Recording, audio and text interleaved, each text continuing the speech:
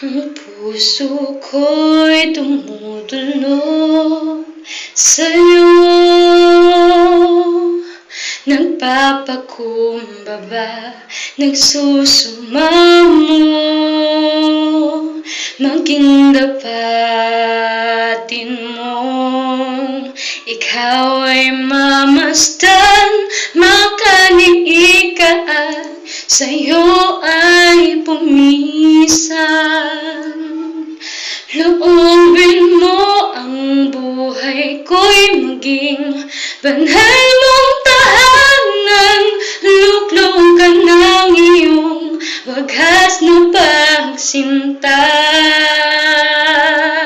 Daluyan ng walang hanggang mga papurit pagsamba, maghari ka, O Diyos, ngayon at kailanman.